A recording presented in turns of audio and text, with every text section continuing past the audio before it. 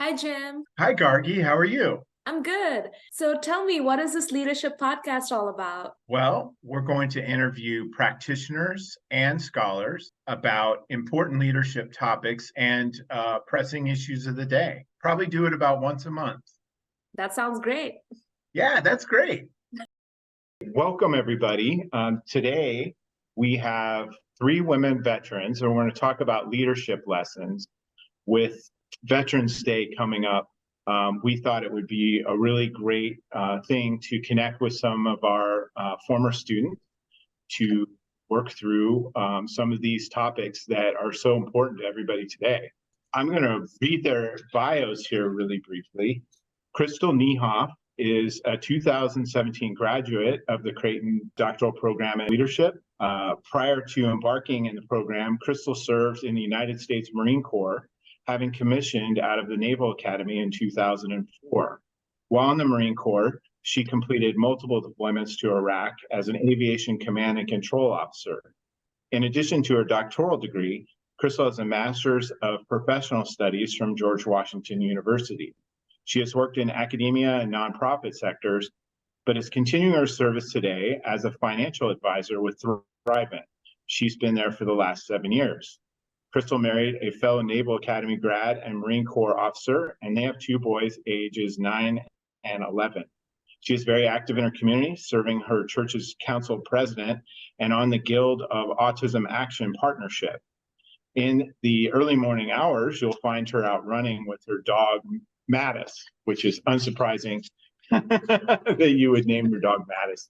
Dr. Carly Speranza is a leadership expert, coach, and award-winning associate professor of management in the College of Business, Innovation, Leadership, and Technology at Marymount University. She's also an adjunct faculty member at Creighton University and Indiana Tech University, where she instructs leadership classes at the doctoral level. That's a lot of teaching, Carly. Previously, she was the Associate Dean of the College of Strategic Intelligence and Associate Professor of National Security and Leadership Studies at the National Intelligence University, an accredited federal university in Washington, D.C. She is a retired lieutenant colonel from the U.S. Air Force, where she served on active duty as an intelligence officer for over 20 years. Over the course of her career, she has served in an academic capacity at 5 universities and deployed across the globe 8 times to the military, to include South America, the Middle East, Europe, and Korea in support of multiple war and crisis operations. She has published 15 works and has been invited to speak at multiple universities, corporate events, and academic conferences across the globe on a range of leadership topics. And Evita Salles is a passionate professional who's amassed over 20 years of diverse experience in the military and private sector. Her focus is on inspiring others to embrace their fullest potential. They can inspire others to be the best version of themselves. Through her active, intuitive listening, she guides young professionals to improve their personal and professional lives. Evita is an accomplished public speaker who rocked the red dot on the TEDx stage and coaches TEDx speakers. Oh, good to know.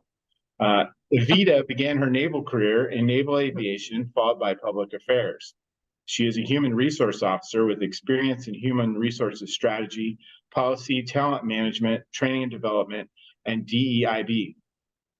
Evita's current assignment is as an assistant professor at National Defense University in Washington, D.C. Evita is an SPHR certified, and her private sector experience includes marketing, finance, and real estate. As a servant leader ambassador, Evita is recognized globally for influencing corporate business culture. She enjoys traveling, writing, and playing tennis. Evita earned an EDD in interdisciplinary leadership from Creighton University, an MBA from Rutgers University, an MS in national research strategy from the National Defense University, and an MA in Defense and Strategic Studies from the Naval War College. Welcome, everyone. Thank you for being here. We have our first question for y'all. And again, I want to thank you all for being a part of our inaugural podcast episode. I couldn't be happier to share this with Dr. Vyas and 3 of our esteemed graduates. So to start things off, why did each of you choose to join the military? And why the specific branch that you selected. Crystal, would you like to go first? Sure. Well, I would like to say that it was some grand plan, right? From the age I was 5, I wanted to be in the military forever. And it just wasn't that way. I had these notions. I wanted to get into politics of all things. And so I looked around and I said, well, who are the best leaders? And the best leaders at the time had a lot of military experience. Fast forward a bit, and I was lucky enough to attend. My cousin graduated from the Naval Academy in 1997. And I just realized that these were people that were something different about them, right? They just carried themselves differently, and I really felt compelled to jump all in. So I didn't even know the military. I mean, I didn't know the difference between officer and enlisted. I had no background. I just applied, and then I was a sophomore, or what they call a youngster, when 9/11 happened.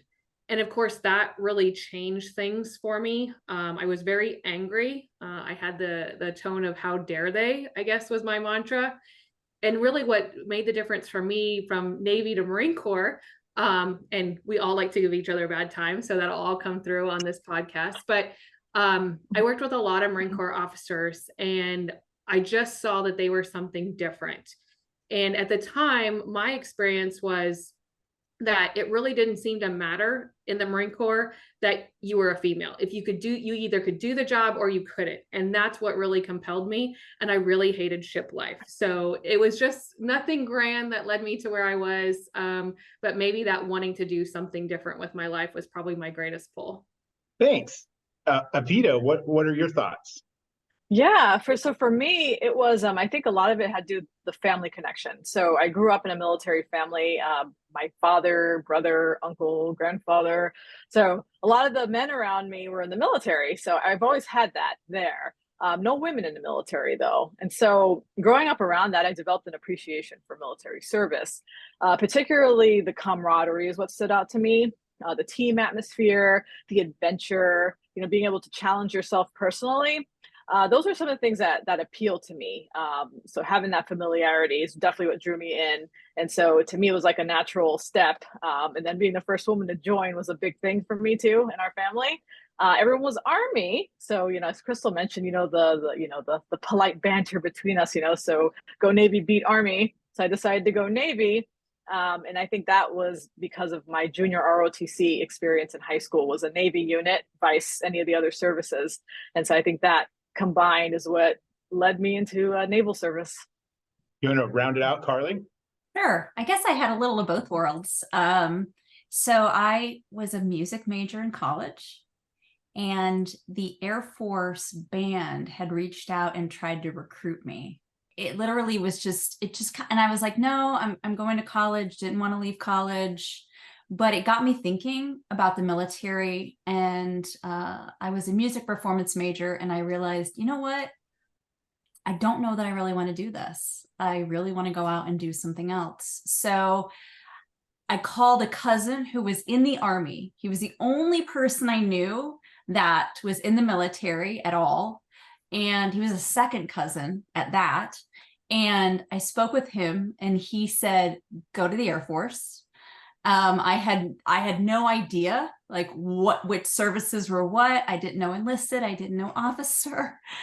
And he said, I had a big enough university. I was at the University of Akron. There was a big enough university. We had a reserve officer training corps detachment for officers at my university. And literally the next day I walked in, I was taking my qualifying test to be an officer. And a couple months later, I headed into basic officer training, and here we are. Music major. That's amazing. That's a music major. I didn't know that about you. I've known you for a long time. About what got you involved, made you join the military. That leads to my next question. What were your earlier years in the military like? And I was wondering if, Evita, you'd be willing to start with that Sure, question. I'd love to. Yes. So for me, it was full of adventure and experiences. And so initially, when you first join, you're going through your training pipeline. And so I started off in aviation. So that was this one, training period after another. So things were kind of moving fast. So it was like drinking from a fire hose is how I could describe it. And so doing all this training, moving around, you come right in and you're just thrown right into it. And that's part of shaping you, right? As a naval officer, as a future aviator, right? Is to be able to adapt and be flexible in different circumstances.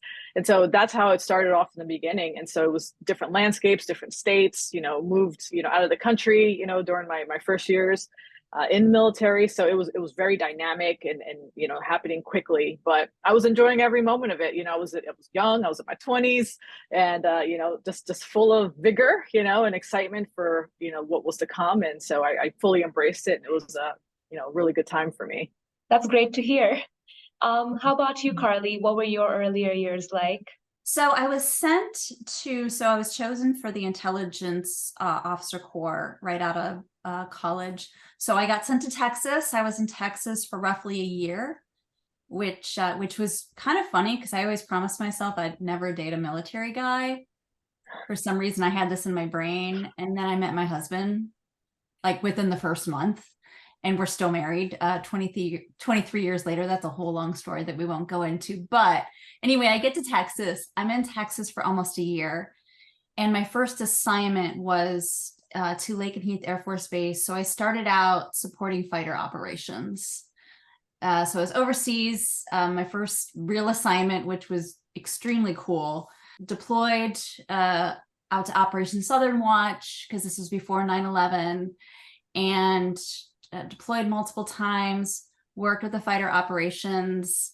And, I was one of the few women at every turn. But I found one thing that I found was listening and asking a lot of questions seemed to go over really well to help kind of learn what the process is and learn how everything was, but also to build rapport and trust with the air crew that I was supporting. So it was like Evita. It was fast, furious, on the road all the time, but it was super fun.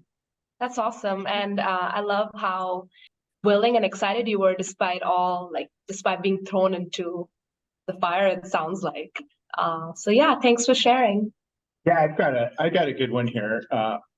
There's a lot of stereotypes about military leadership, military service. Most of these come from movies. And one that came to my mind was, Jack Nicholson's kind of classic portrayal of a Marine Corps officer in A Few Good Men. What were your individual experiences like? And Crystal, I'll turn to you on this since you're the Marine Corps in the house. What every Marine officer is not like Jack Nicholson, that's what we all think. And now, right, once you do the military thing, you pick apart every movie, you almost can't watch them anymore. I guess, the stereotypes, I will say there are some truth to that. As I look back in my time, there was some pushback, especially with, I got approached on multiple times at the Naval Academy. Oh, wait, there's a girl one. Yep, they make girl ones. And then in the Marine Corps, I had a few leaders who, this was before women were allowed in combat when I first came in. So there was a lot of pushback there. What's interesting is I was reflecting on this question and stereotypes. What I found over and over and again was the best leaders quashed it pretty darn quickly. I had a few leaders who made some inappropriate comments, made some inappropriate moves, but what I remember is that the leaders above them came in really quickly and said, no, this is not appropriate. And I think maybe because my foundational years in the Marine Corps were really, really high tempo, right? Iraq and Afghanistan were both going very, very hard at the time. And all we did was deploy, come home, retrain, go back. I feel like we didn't have time for that business, right? We don't have time to do silly stuff like, say someone's not qualified. And the last piece I would say to the stereotype is, even I held some of those. I will admit that when I first came into the Naval Academy, I wasn't sure about women in combat. And what I found was when I deployed into those zones, quite frankly, we were doing it all. And then when I was actually on staff at a professional, what we call PME level course and I had kind of the top 1% of the Marine Corps officers there, I realized, once again, it really didn't matter, right? It mattered if you could do your job, you could lead your people, and that whole argument about women being in combat fell away really, really quickly in my mind. Thank you. Evita? Yeah, so interestingly, I mean, from my experience, I think it differed a little bit from Crystal's. So during my time in military service, I've seen the whole range, right? A whole gamut of different leadership styles. But I think generally from what I've seen, like the public thinks of the military leader, they think of like that decisive, that rigid, tough leader, in these situations. And that's like the archetype of, military leader, and, mostly male, right? And so they don't usually apply that to women leaders so much. So I've encountered that a lot, right? But in reality, I've seen great leaders, toxic leaders, all types of leaders in my military service, servant leaders, just all different types. And so just like the military is like society, it's a cross section of society. So you're going to have representative types from all different personalities and walks of life, in there representing. So to me, it was a lot of variety, in leadership styles that I've seen. And then a lot of the stereotypes that we're still hearing about, I think still exist. You still hear about that.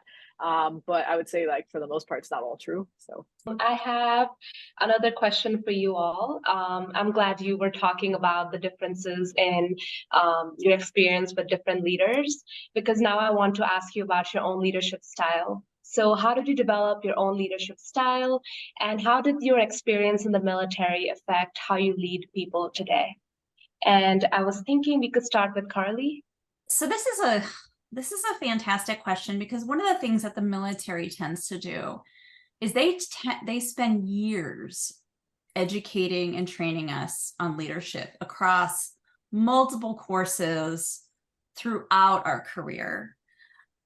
But that doesn't mean that it always sticks. And so Crystal brought up a really nice point, especially, I came in right before, about 3 years before 9/11. And then after 9/11, I was gone all the time. I mean, there was really no reflection on my leadership. It was just like, go, come home, survive, go, come home. And it truly wasn't until I was about 5 years into my career and I was picked up to go teach the University of Pittsburgh and the Reserve Officer Training Program. I was given the junior cadets, so college juniors, University of Pittsburgh and Carnegie Mellon, and I was their leadership instructor, and I would go to their encampments with them.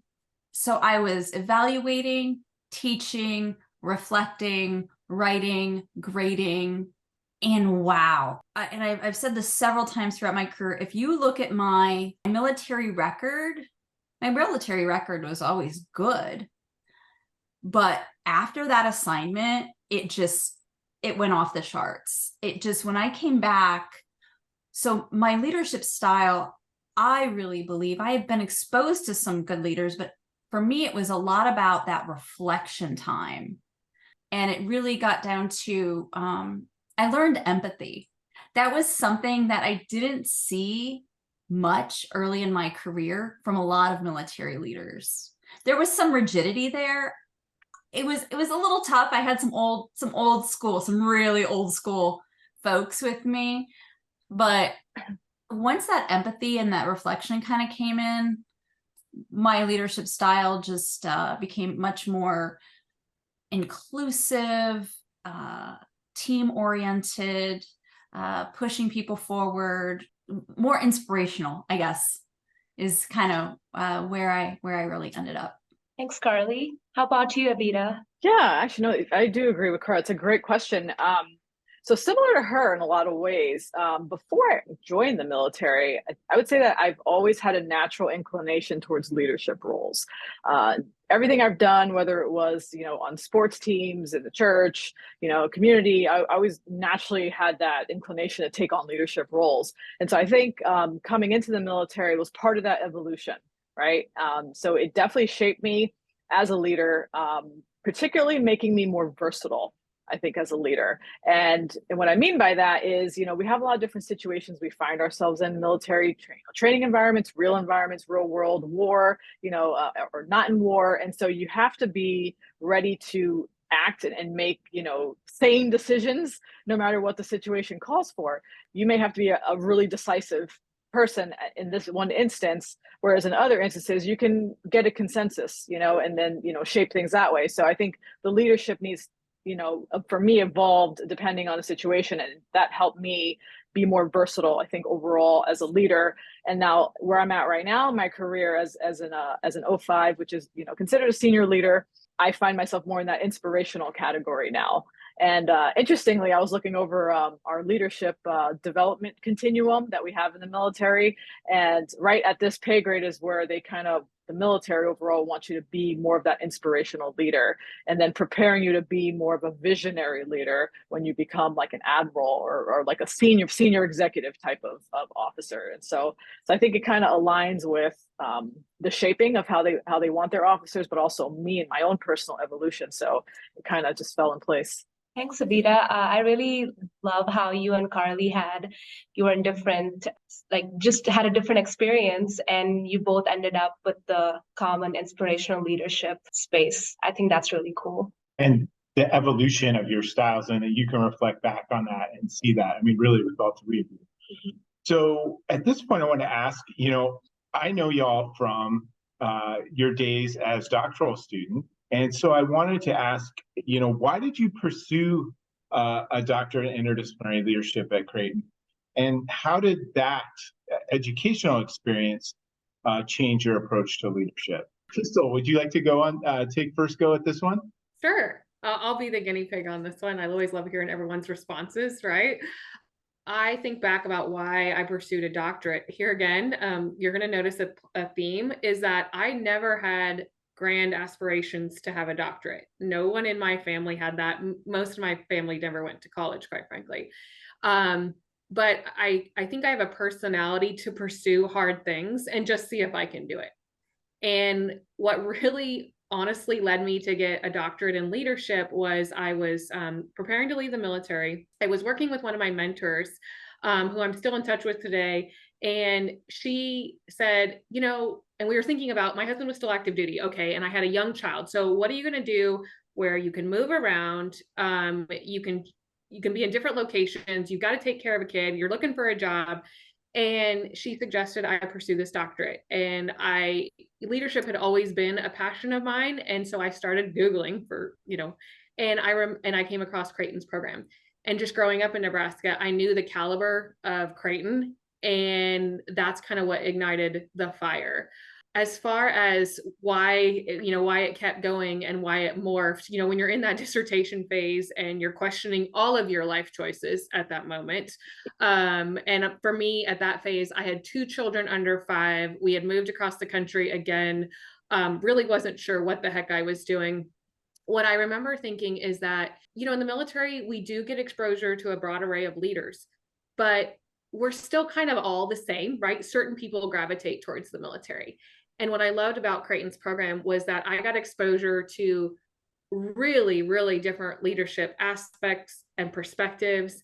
And I could take that back to what I was then doing just outside the military in the civilian world. And probably the greatest practice that I kept was some of those Jesuit principles. And I think, Carly, you mentioned, the time to have that reflection. I didn't realize the power in that until I went through this program, right? A part of me was stereotype Marine, like, oh, I don't need to reflect on something that's for sissies. Like, no, as a leader, you need to slow down and think about what you're doing. And that was probably my biggest takeaway from the program, besides, surviving the whole thing.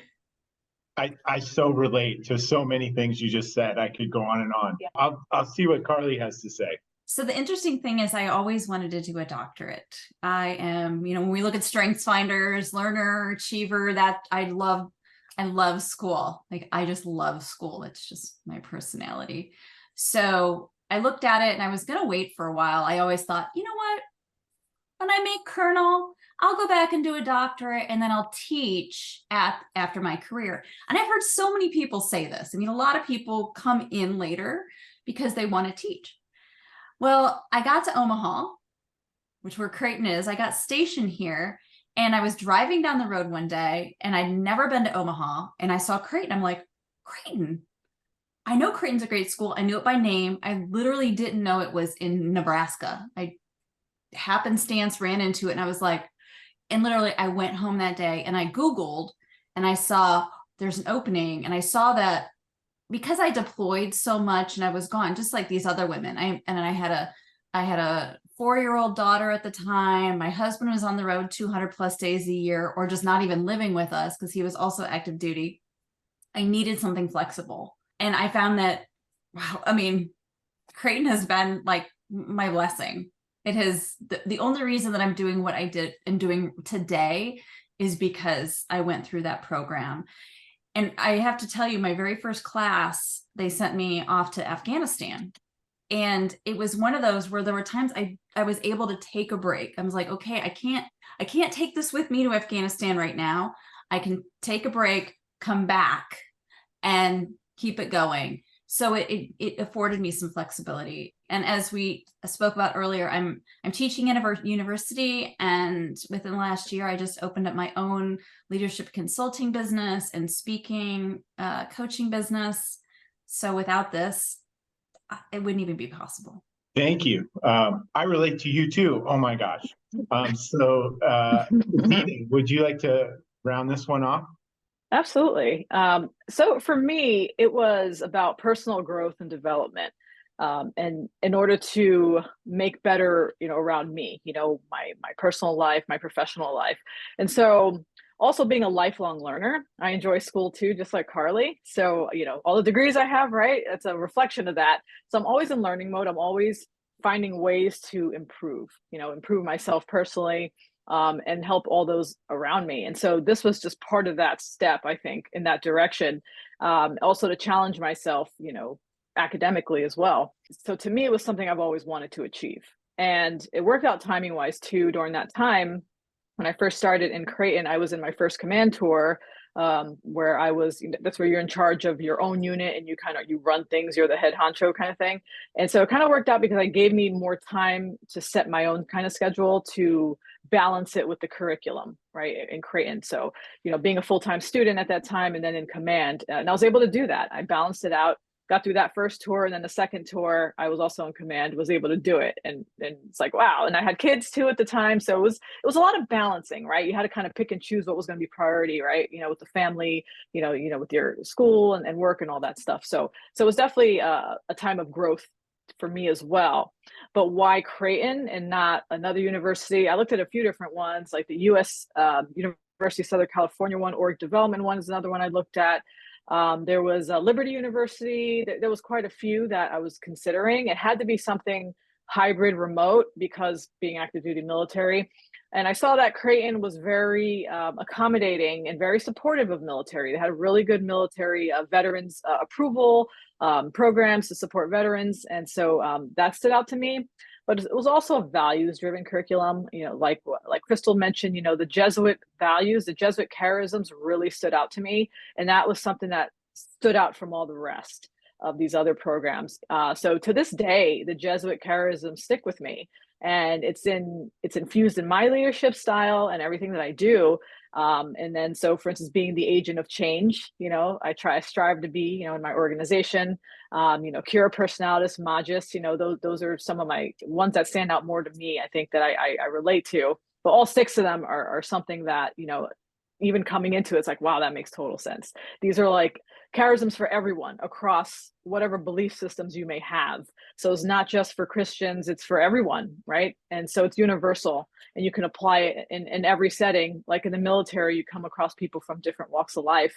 And so this is something that naturally aligns, I think, with any type of setting you go in where you're dealing with diverse thoughts, diverse people and mindsets and such. So it just aligned perfectly. It was like it was meant to be, like hand in glove. Thank you so much. One thing that really stands out to me from your experiences in the military and as students is your constant desire to learn. Like for Carly, you mentioned your focus on empathy and how to apply and develop it. Crystal, you mentioned your focus on reflection, and Evita, your goal to constantly progress. And these qualities may lead to the next question I want to ask you. There are many complex problems in the world in which members of the armed services often find themselves. What challenges and opportunities do you see in the world today, and how would you address them? And I'm thinking we can start with Carly. So it's interesting. I'm doing a bit of work right now with the Department of Energy and looking at nuclear security cultures.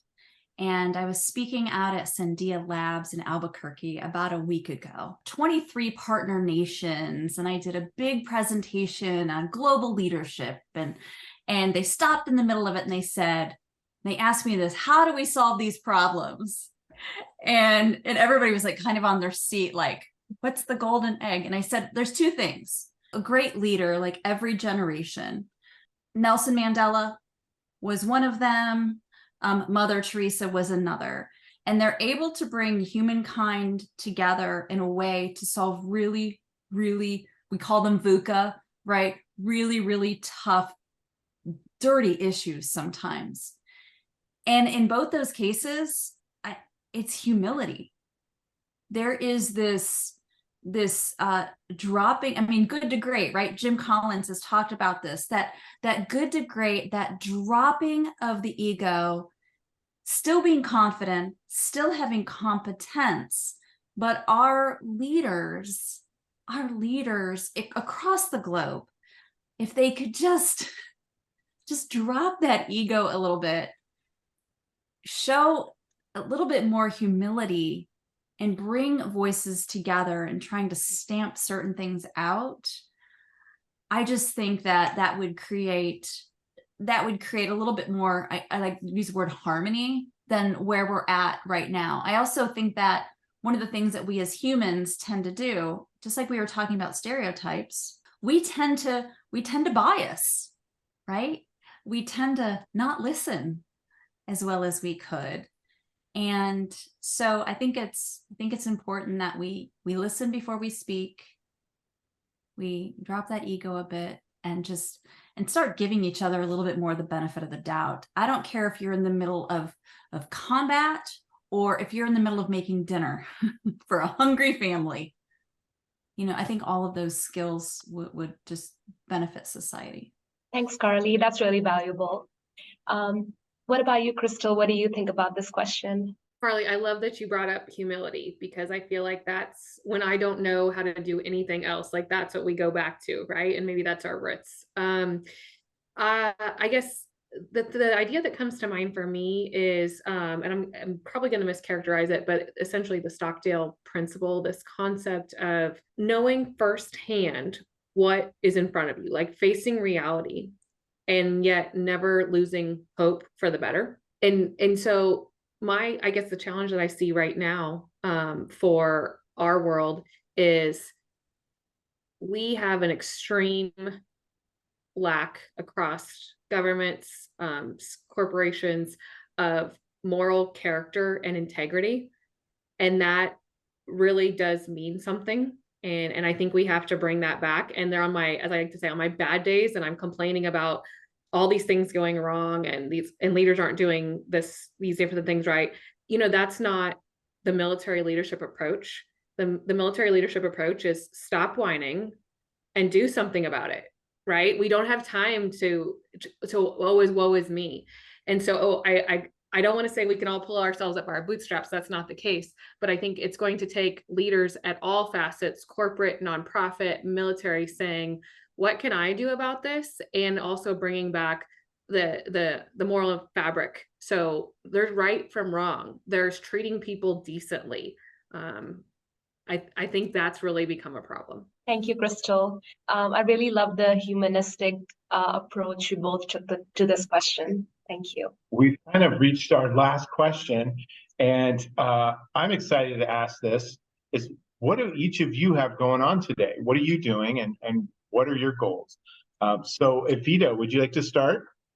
Yeah, absolutely. Thank you. So for me, I'm still active duty Navy. So I on this set of orders now at the National Defense University to teach. So as an assistant professor role, my journey that I talked about previously, you know, coming into the military, I think it's led me to this point, to this job that I'm in right now. And Creighton was part of that evolution, right? That got me to this place where I'm in right now. And so I firmly believe I am where I'm meant to be, definitely. And, you know, being a military professor at this university, teaching my students and seeing all the new faces and all the promising leaders coming through, it just makes me realize how crucial, you know, my position is as an educator now, in shaping the minds of our future military. So we teach military students, people who work in government civilians, and also private industry fellows that we have come in as well from different companies like McKinsey, IBM, you know, things like that. And so these individuals are the future of their organizations. And so, so it makes me proud, really, and humbled to know that I'm shaping this, right? This future generation of leaders who's gonna lead, right? So to me, it was just striking, right? It just kind of come to a head, you know, like this journey that you take in life is not for nothing. Everything that you do and learn ultimately leads to something. And to me, you know, in the end, it's about giving back, right? You know, paying it forward and, you know, doing for others, just like others have done for me. And it just, you know, you keep that cycle going. And so this is part of it. I'm still on the journey, on the path of growth and knowledge and giving back.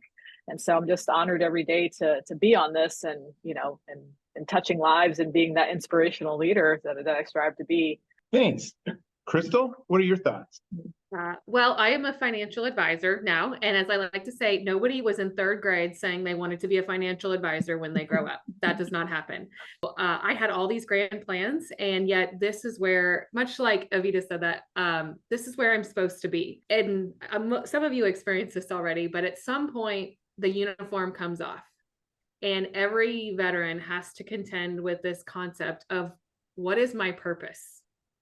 What am I doing? I had this greater purpose in life, and now what am I doing? And for me, I hit that mode when my kids were really young, and when you can get like a battalion of Marines to do what you say, and you can't get a 5-year-old and 2-year-old to do anything, sometimes that's an identity crisis. But God has put me here, and I really believe that I am serving my clients now. And the interesting piece is, I didn't know why, but I've figured it out. I still, as a leader, I always want to bring calm to the chaos. And it's interesting because in the last 7 years that I've been an advisor, I've developed this niche that I never expected. I have, by accident, a lot of young widows. And when I say young widows, ages 28 is the youngest, up to 65. I have had to do more death claims in my time here than I ever did in the military. And so that's really what I'm called to do now. Is I like making it sounds cheesy because I'm a financial advisor, but I like making calmness and bringing some clarity to the chaos of everyone's finances. And I love being there for my widows and my clients, and just to bring a little peace for them. That's amazing, honestly. Thank you for that. Carly, can you take us home? Yes, Crystal brought up this amazing point about when you leave the military, because the military is 24/7. I mean, it is in your blood. It is, you're existing in it. You're trying to thrive in it. And so my first, you know, I've been retired over 5 years now. My first purpose, it was for me to get, when I first left the military, it was for me to get a university professorship and to spend time with my daughter, because in the first 6 years of her life, I was deployed 2 years of it. So I was like, she got to that point, she was headed into middle school. I'm like, I need to find a job that I can put her on the bus, get her off the bus. And I also had to be there for my husband because he still had a few more years until he retired. So my goal was kind of hold the family together, provide the stability, and teach others. And now my daughter's 2 years from college. She's visited Creighton and loves it. Our best friend's son just came to Creighton too and visited. Such a beautiful campus. I have, like I said earlier, I have kind of happenstance set up my own business. And why I did that is because I was getting requests for speaking. I've been doing a lot of speaking. I went back to Rice University and got my coaching certification. And I've also been doing some consulting for Fortune 500 companies. And then I'm doing, I just signed a big contract with the Department of Energy to do work on their nuclear world, if you will, which kind of brings me back into government. So, but I've got 2 goals that I would like. And it's funny, Evita, I would like to do a TED Talk, and I've published quite a bit, but I have not published a book. So I'm those are the things, you know, along with travel more and more of the world, because I love to travel. Those are the things in my brain over the next couple of years that I would like to professionally just keep engaged on. You know, this has been just a fascinating conversation, and getting to know all 3 of you better, even though I knew each of you at least in doctoral student capacity, and worked a little bit with Carly on some things at Creighton. Thank you so much. And I think this has been great tribute to women veterans, and we appreciate you all participating in this. So thank you so much. Thanks a lot. I'm in your faculty, so I haven't had the chance to work with you within the EDD, but I felt like I've learned so much about you and so much from you. And it's just always amazing to see other women leaders just doing such amazing things. So thank you for sharing your stories today. So to our listeners, thank you for tuning in. I hope Drs. Neihoff, Salles, and Speranza's conversation was enriching and illuminating for you, as it was for us.